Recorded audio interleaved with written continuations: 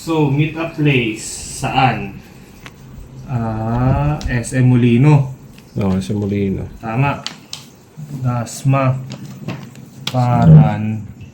Molino Road. Ito. Oo. Kasi iniisip ko dito, meet up tayo dyan. Dito sa SM Molino. Kasi pupunta tayong Cabiang eh. Di ba? Cabiang muna tayo. So along the way, baka pwede na tayo magpagas muna dito or mag-pit stop tayo dito sa Ternate. Iniisip ko kasi, pag nagpagas na tayo dun sa Ternate, at least dire-diretso yung biyahe natin. Hindi na tayo mag-stop somewhere dito sa Batangas. Okay. Sige. So, Ternate. Pit stop na lang natin yan. So maghahanap tayo ng gasoline station dyan. Pit stop.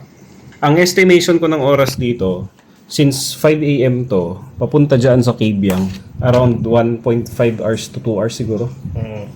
7 a.m. Tapos breakfast tayo somewhere dito sa may Papaya ba to? Alam ko sa may Papaya to eh. Papaya. Barangay to, Or no? sa Bulihan. Mga 20 or 30 minutes drive to. So, 7:30. Basing sa distance kasi kung dito sa Molino hanggang dito sa dyan is 30 minutes, ay 1.5 hours. Ito estimation ko mga 20 minutes lang to. 20-30 minutes at most siguro to. So, lagay natin 7:30. 7:30 to 8. So next na dyan, pupuntahan na natin is dito na. Magtatanong na lang tayo sa lokal dito ng mga view deck na lang. Tapos at this point, tapasok na tayo ng Batangas eh. As tayo sa locals kung saan yung mga beautex na pwedeng puntahan. Yes. Pag andito tayo siguro, mag-navigate tayo dito sa mga area to. So, latag na to eh. Latag or latag. Magtanong na tayo dyan kung saan yung view deck. Or kung may makita tayong signage ng view deck. So magda-divert tayo dito somewhere dyan. Ang option na lang natin is kung kakain ba tayo dito or magtatanong ulit tayo sa mga lokal dito kung ano masarap na kainan. Lunch time na yun. So, Tama. around the vicinity na lang tayo magharap ng Sige. kakainan. Pero kung around 10, mapuntahan natin yung view decks. At least dalawang view deck. Pwede tayong diretsoin natin yung... Dito na. So, ETA dito, so, 11:30 to 12 siguro. So, tambay dyan. Then, next na route natin is dito tayo sa Fantasy World na. So, basing sa distance na nakikita ko ngayon, kung yung Cabiang at Molino, 1.5 hours. Ito, given Saturday ito. Baka abutin tayo 1 hour 30 minutes siguro. Safest na rin yun, 1.5. So, mga 2:30 or 3 p.m. na to. Medyo late na yun Medyo no? late na tayo nung ano eh. Hindi, okay lang yun. Makapag-adjust pa naman tayo dyan. So, ito naman yung mga ETA natin eh. So, Fantasy World, then dito tayo sa may Lumampaw view deck. Para ito kasi yung parang ano to eh, yung may mountainous na view dito sa Taal eh. Tapos overlooking din sa dagat. Ang daanan natin ito, Lemery, no? Bawa tayo ng Lemery from Fantasy World na. Pwede tayong dumaan ulit ng... Actually, pwede tayong dumaan ulit sa ano eh. Sa Baywalk. Along this coastline, no? Yan. I-label mo na lang na Baywalk to para at least ano. So, pwede tayong dumaan dito after Fantasy World. Kasi yung ruta niya pababa dyan. So, nag-Baywalk na tayo, 3:30 siguro to. Or 3. 3. So, dapat dito, before 4, dapat andito na tayo. Ayun natin dito ng 3:30. Alanganin, no? Feeling ko nga, nasa 1 hour pa rin to eh. So, around 6:30 din, ay along 4:30. Oo. Pa 5 na. Wala, madilim na yan. Madilim na yan. Kasi, babalik pa tayo. Mahabang biyahe to. Sobrang haba niya, no? Baka 2 hours to. 2 hours, 3 hours to. Ang gawin natin, i-base natin sa time. Kung masusunod natin tong 7:30 na to, diretso na tayo dito dumaan. At least makakasave tayo ng time pagbaba dito, yan, labas dito. Pwede rin naman tayo magkaroon ng 30 minutes break lang. Like kung 7:30 tayo by 8. Alis na rin tayo agad. Pwede naman kasi Kahit yung lunch natin 30 minutes lang din. hindi, kung dito yung view deck natin, pwede na tayong hindi dito dumiretso. Daan tayo dito, kain na lang tayo somewhere dito malapit sa Fantasy World na lang. Pwede. Or wag tayo mag-view deck doon, dito tayo mag-view deck na. Pwede. Para at least, di ba? Medyo malapit tayo. From Cabiang to breakfast, then going south, Fantasy World, tingin ko dito mga 9 or 10 darating tayo dito. Yan. Possible yun. Possible na. Tapos, since may mga view deck dito or yung Doon na Baywalk mo natin dito, laruin yung for sure may kainan dito. So may kainan dyan. Tansya natin mga 12 siguro. Dito na tayo 1. Mainit nga lang. Okay lang yun. Okay Mas lang maga naman tayo. yan, oo. Ang problema kasi natin talaga kapag inabot tayo ng dilim sa daan, Rotonda. So dapat ang target talaga natin sa Talisay on or before 5 p.m. Basta ayokong maabutan ng gabi dito. Ayaw. Bundok to. Kahit dito sa may area na to. If alam na natin hindi natin mamimit yung 5 o'clock na target natin dito, huwag na natin ituloy yung pit stop natin dito. Okay. Idiretso na natin doon. Mm-hmm. Meet up tayo bukas ng 5 a.m. sa SM Molino. So 4:30 to 5 dyan. Then pit stop tayo pag-gas tayo dito somewhere sa may Ternate. Tapos direkta tayong Cabiang. So ang ETA natin is 7. Kaya naman siguro yan. So yan, then breakfast tayo dito. Short drive lang naman to. Ina-assume ko na lang na 20 minutes tong biyahe na to. Kaya naman. I think kaya naman siya. So Cabiang, breakfast dyan. Then mag-cut na tayo dito. Putulin na natin tong, wag na natin include yan. Daan tayo dito. Then Fantasy World. Maganda dito pag 10 o'clock siguro kasi 'di ba medyo hindi pa ganoon kainit siguro ng time na to. Lamig-lamig na din. Na-assume ko lang uli. Then dito tayo. Kakain na tayo somewhere dito. Sigurado may makainan na dito. Meron naman dyan, meron na. Oo. Then Lumampaw View Deck. Then kung ano man yung madadaanan na lang natin. Basta importante mamit tong 5 p.m. Meron naman dyan, for sure, mga 7-Eleven, Alpha, dami. So kailangan maaga tayong magising. Dapat mga 3 pa lang gising ni. Para makapag-prepare ni. Ako kahit 3:30 kasi malapit lang ako. Ako kailangan maaga kasi baka abutin ng 30 minutes dito. From here to here, 30 minutes na yun. Tingin ko hindi tayo malulubat bukas eh. Alam mo bakit? Hindi tayo gagamit ng Google Maps eh. Oo. Gagamitin lang natin bukas, Strava for monitoring ng route natin. Diba? Para kung ilang kilometers na na-travel natin.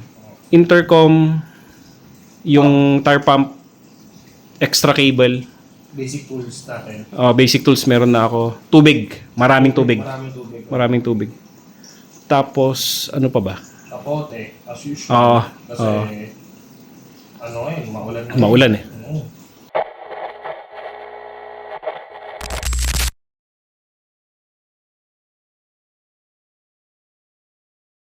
Hello everyone.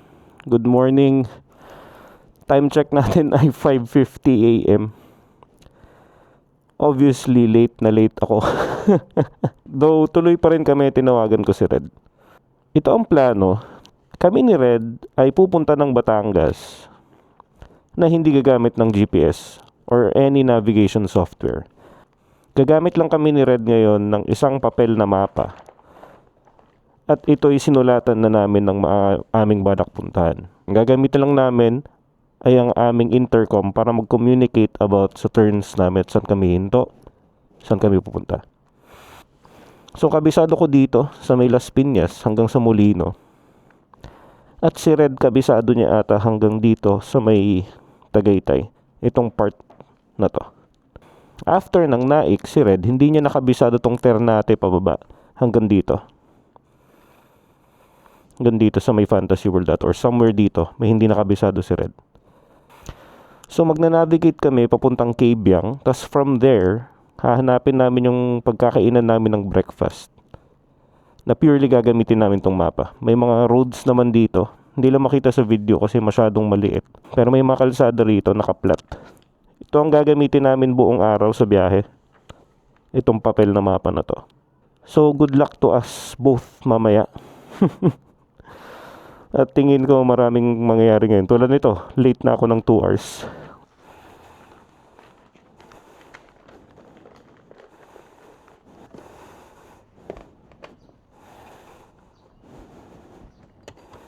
Paalis na ako ng bahay.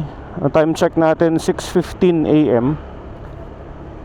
Magmi-meet kami ni Red doon sa may lagpas ng SM Molino, yung papuntang Silang ata, yung kalsadang yun. Sa Daang Hari pa rin. So obviously magche-change of plans kami doon sa mga routes namin. Pag-uusapan namin mamaya siguro pagdating namin ng Cabiang. So ang ETA na namin sa Cabiang ngayon siguro baka mga 9 or 9:30. Okay pa naman yung ganitong oras. Mag-chill ride pa rin tayo, mag-a-adjust na lang tayo based doon sa ano natin ngayon, sa situation natin ngayon. Ba't namin gustong gawin ni Red to? Gusto namin masubukan yung paano sila mag-navigate nung mga unang panahon. Na walang GPS, walang software whatsoever, wala pang cellphones nun. Nagamit lang nila is yung purely instinct na lang nila lalo sa mga bagong lugar. So nagdala kami ng mapa para at least man na may idea kami. Hindi man kami matutulungan nung mapa totally, at least may idea kami sa magiging type of road na dadaanan, or may idea kami doon sa mga kalsadang available na madadaanan. Then pwede naming i-plot out yung route namin doon sa pupuntahan namin gamit yun. Nakaka-excite na nakakakaba itong gagawin namin. Lalo ngayon at na-disrupt yung oras namin kasi syempre late na 2 hours late kami. So I think we will sacrifice one destination just to get home in time. Medyo makulimlim dun sa may part ng Tagaytay na. Ang alam ko Tagaytay na yung part na yan. Pero sana hindi umulan. Kasi mahihirapan kaming buklatin yung mapa mamaya pag umulan. Iisa lang yung mapa namin. Kung napansin nyo, hindi pa equal yung sizes ng papel niya.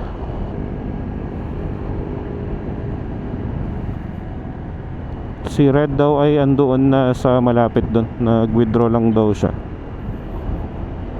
Ayun na, so tuloy na nga itong plano. Iyalo ko kay Red kasi syempre na-late ako.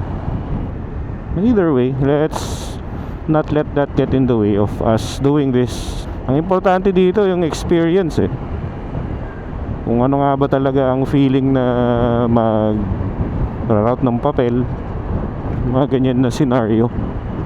Kasi let's say for example nawalan ka ng battery, wala kang available na charging port. So paano mo na-navigate yung sarili mo, di ba? So dito natin malaman ngayon, well, bonus na lang pag may mapa ka, mas maganda. Hello, Red. All home na. Vista, sa Vista.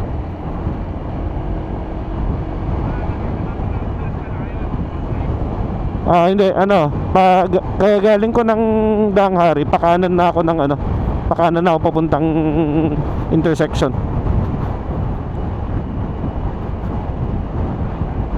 Yung pag galing Danghari, tapos all home na yung harap ko, tapos magra-right ako, para diretso ng yung kalsada ng intersection. Diyan ka na ba?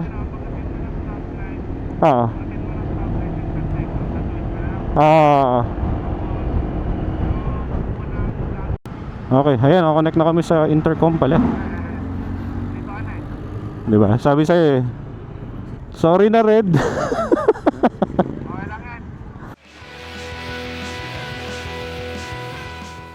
Pre, dito na tayo sa City of Imus. Kasama na natin si Red.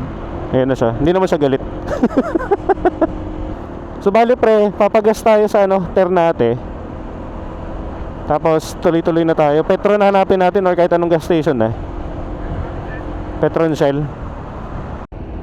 Andito na tayo sa Gentry. Dito sa Gentry, itong kulay ng mga poste nila is sky blue and neon green.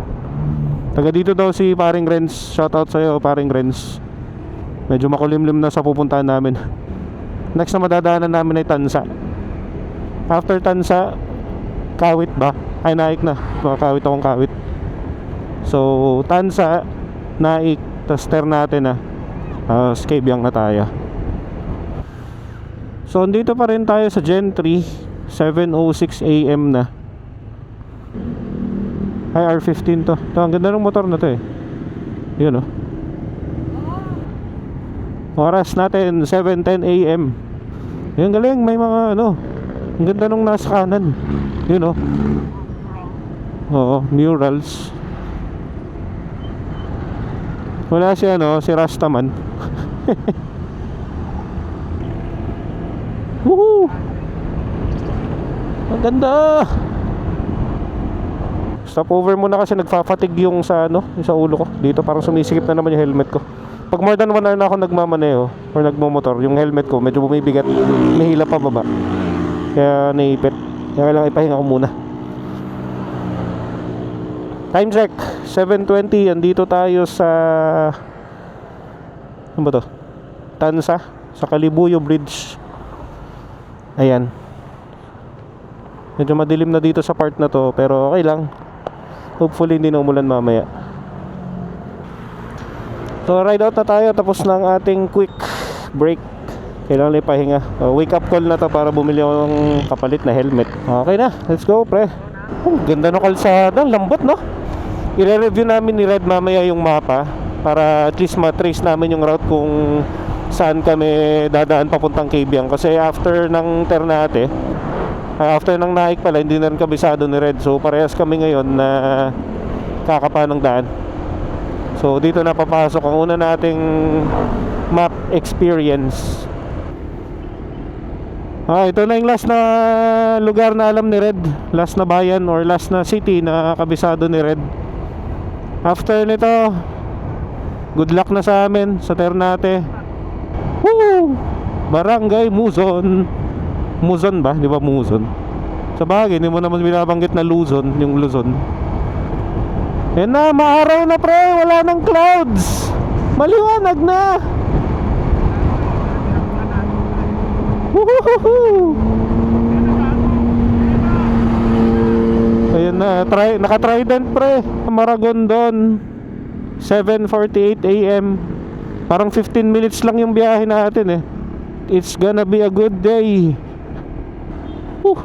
Dito na tayo, unahan na natin to. Let's go. Ternate na tayo friends. First challenge of the day is to look for a gasoline station in Ternate. Lake ba yan? Ano na yan eh. Papunta na sa dagat yan, di ba? River. Hindi ko alam. Hindi, may term doon yung papuntang, yung river papunta sa ocean eh. Yung nagiging brackish yung tubig. Tatabi namin, hanap na kami ng gasolinahan. Pag wala, Red, babalik tayo muna, maghanap tayong gasolinahan. Okay, so tatabi muna kami dito. So, nasa Ternate na tayo. Maragondon. So, nasa Maragondon kami kanina, nag-turn doon. May nadaanan na tayong tulay, Red na. Nasa Bukana na tayo. Hindi, wala pa tayo dyan. Kakalagpas natin dito eh. Kung nalagpasan natin yung tulay, ito yon. Ito nga, dito na tayong banda pre. Babalik tayong Ternate. So, babalik tayo para maghanap ng gasolinahan. Ang mali natin ngayon pre, dumiretso tayo. Inassume lang natin yung Ternate. Hindi tayo sure saan napuntahan. Confirmed, babalik muna tayo. Gahanap tayo ng Petron na gasolinahan or Shell. Landmark natin ay yung tulay. So from tulay, dapat ma-retrace natin yung steps natin para may pinpoint sa mapa, para alam natin yung exact location natin. Masaya ba to pre? Basta alam natin yung location natin para pagtingin natin sa mapa, alam natin kung saan tayo. Kaya medyo kumakapa tayo kanina kung nasan man tayo. So sabi sa amin nung tricycle driver ay papunta pa atang Naik yung Petron. So ending, hindi kami nagpagas sa Petron at hindi na rin kami nagpagas sa Naik or sa Maragondon. Dito na lang kami sa Ternate, sa Sentrum. So change of plans nga. Hindi, alam ko na. Diretso na natin kay Biang. Doon na tayo magmamarka. Ang gagawin na lang namin is ide-diretso na namin sa Cabiang. Tapos doon na kami magmamarka ng mapa namin para alam namin yung location. Since base naman doon sa map na tinignan natin, dire-diretso lang naman yung kalsada papuntang Cabiang. Buti na lang meron yung tulay na landmark namin para ma-identify namin kung nasaan kami.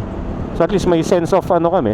May sense of belongingness. Hindi, may sense of direction pala kami. So yun, sa tulay from Ternate to Cabiang, I think it will take us around 15 to 20 minutes. Since malapit lang naman na yun. So 8:15 na. Ang estimation ko kanina is parang 8:30 to 9 na sa Cabiang na kami. So very close kami sa estimation namin. At mukhang okay naman na to. Pagdating natin doon, wala na problema. Makakapag-regroup uli kami ni Red.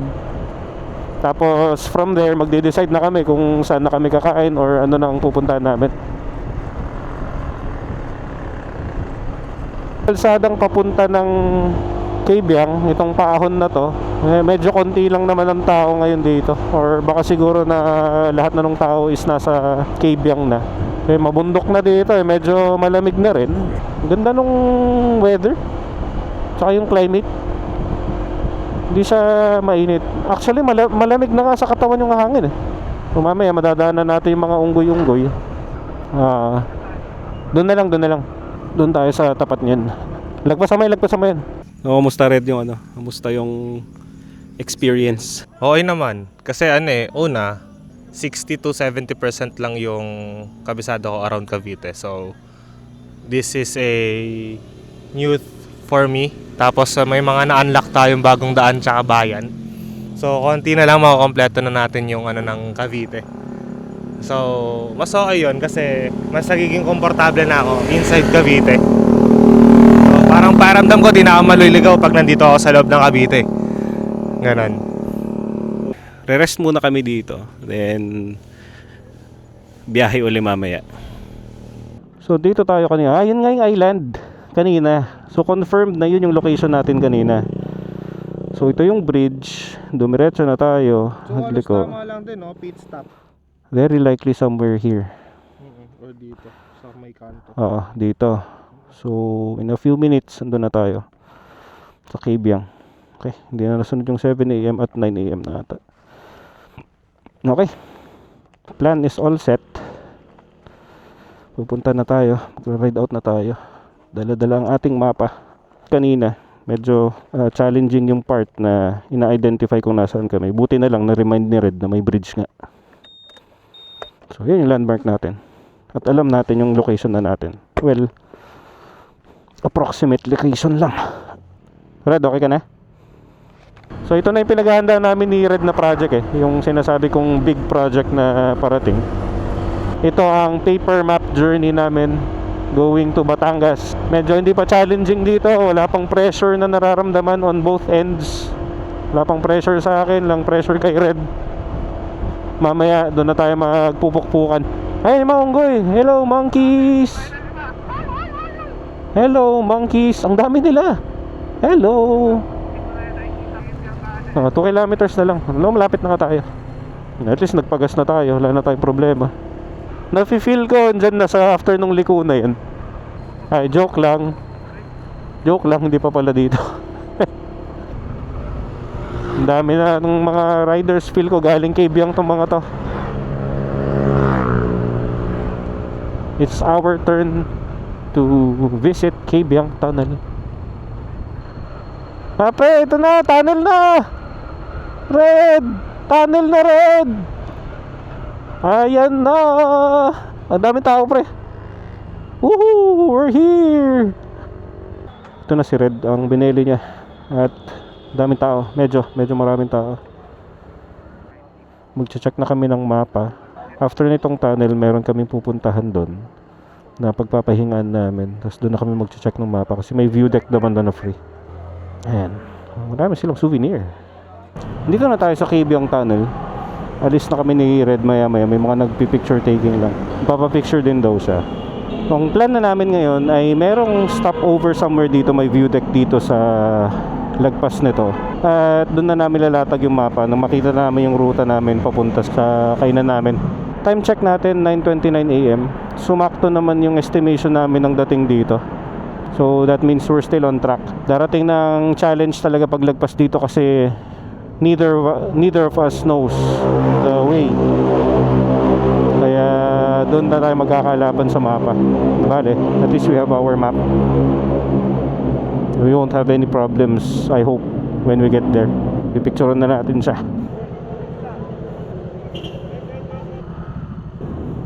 Ang problem lang dito sa Kabyang pala is walang signal ang cellphone or walang signal ang network provider. Yung hinanap ni Red. Yung gloves mo?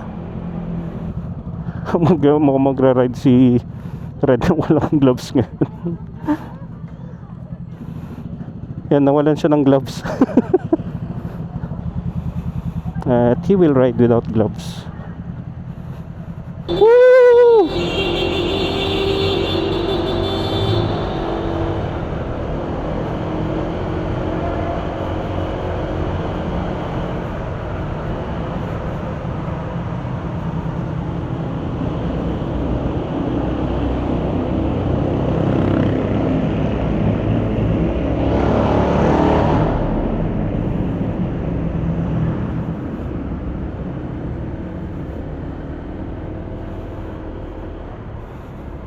Yun na, we're officially out of Cabiang Tunnel and we're headed to Batangas. Hindi ko alam kung yung Batangas pa to, pero ayan na. Pupunta lang tayo dun sa view deck para makapag-regroup na kami at makapag-uusap na sa ruta namin. Pag-uusapan namin doon yung pupuntahan na namin at tatanggalin namin sa ruta para mapabilis konti yung biyahe namin at mahabol namin yung oras. Kasi pag sinundan pa namin to, baka gabihin na kami sa daan, which is very risky. Tulad nung aso na to. Loko-lokong aso yun. Ay naka, ang sarap mag-ride. Ito, mas magandang view dito. So tatabi na tayo. Sabi ko nga sa'yo, wala signal eh. Ito na ang view dito. Ang ganda ng scenery. Hindi kasi, 'di ba? Dito tayo dadaan. Ito, 'di ba? Ito. Doon ba tayo? Sa gitna? Ito, may daan dito. Sabay kalsada diyan. Wait lang, makita kalsada. Yung broken line. Pwede tayong dumaan dito, baba diyan, tapos ko-connect tayo dito kasi malayo. Hindi na siya ko-connect. Oo nga, hindi ibig ko sabihin ito. 'Di ba? Dito kain, tapos sabi mo babalik tayo. So babalik tayo doon. May kalsada rito eh. Ayun oh. Ayan, oo. Tapos ko-connect na tayo dito. Hindi at siya dyan, Hindi, may dugtong yun dun eh. Ayun oh, yung kalsadong to. Ayun oh. So magta-turn by turn tayo mamaya. Hopefully may daan dito. So, para tagos tayo dito. Then dire-diretso tayo sa main highway. Yung kakamali ito yun. Le-left tayo dyan. Tapos dire-diretso lang. May pangalawa doon. Hindi tayo papasok doon. Pag natatanaw natin yung dagat, hindi tayo magra-right. Dire-diretso lang tayo. Tapos yun Confident ka ba? Ako hindi. Kinakabahan ako kasi baka mawala tayo.